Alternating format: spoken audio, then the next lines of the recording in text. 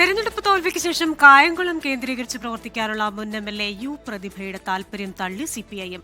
സംഘടനാ പ്രവർത്തനം നടത്താനാണെങ്കിൽ സ്വദേശമായ തകഴി കേന്ദ്രീകരിച്ച് പ്രവർത്തിക്കണമെന്നാണ് സിപിഐഎം ആലപ്പുഴ ജില്ലാ നേതൃത്വത്തിന്റെ നിർദ്ദേശം. തോൽവിക്ക് ശേഷം നടത്തിയ പ്രതികരണത്തിൽ പാർട്ടി ജില്ലാ നേതൃത്വം യു പ്രതിഭയെ ശാസിച്ചിരുന്നു.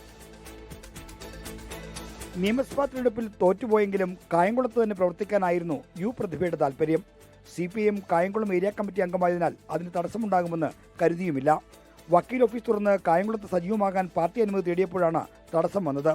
കായംകുളം കേന്ദ്രീകരിച്ച് പ്രവർത്തിക്കുന്നതിന് സിപിഎം ജില്ലാ നേതൃത്വം അനുമതി നിഷേധിച്ചു. സംഘടനാ രംഗത്ത് സജീവമാകുന്നുണ്ടെങ്കിൽ സ്വദേശമായ തകഴിയിൽ പ്രവർത്തിക്കാനാണ് ജില്ലാ നേതൃത്വത്തിന്റെ നിർദ്ദേശം. തോൽവിക്ക് ശേഷം SNDP ജനറൽ സെക്രട്ടറി വെള്ളാപ്പള്ളി നടേശനെ അടക്കം വിമർശിച്ച് യു പ്രതിഭ നടത്തിയ പ്രതികരണത്തിൽ ജില്ലാ നേതൃത്വം പ്രതിഭയെ പരസ്യമായി ശാസിച്ചിരുന്നു. ഈ അമർഷത്തിന്റെ തുടർച്ചയാണ് പ്രവർത്തനം തകഴിക്ക് മാറ്റം നിർദ്ദേശമെന്നാണ് നേതാക്കൾ നൽകുന്ന സൂചന. യു പ്രതിഭ കായംകുളത്ത് പ്രവർത്തനം തുടങ്ങിയാൽ പാർട്ടിയിലെ പ്രശ്നങ്ങൾ വീണ്ടും രൂക്ഷമാകുമെന്ന ആശങ്കയിലാണ് എതിർപ്പ് അറിയിച്ചതെന്നാണ് ജില്ലാ നേതൃത്വത്തിന്റെ വിശദീകരണം. MLA ആയിരിക്കെയാണ് തകഴി ഏരിയ കമ്മിറ്റി അംഗമായിരുന്ന യു പ്രതിഭ പാർട്ടി അംഗത്വം കായംകുളത്തേക്ക് മാറ്റുന്നത്.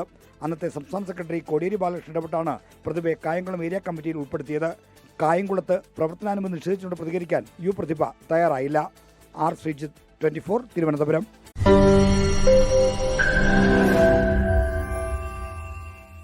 ലോകത്തെവിടെയായാലും ഏത് സമയത്തും 24 വാർത്തകളും ഓഗ്മെന്റഡ് റിയാലിറ്റി പാക്കേജുകളും എക്സ്പ്ലെയിനറുകളും വിശദമായി കാണാൻ ഞങ്ങളുടെ യൂട്യൂബ് ചാനൽ നിങ്ങൾക്ക് സബ്സ്ക്രൈബ് ചെയ്യാം.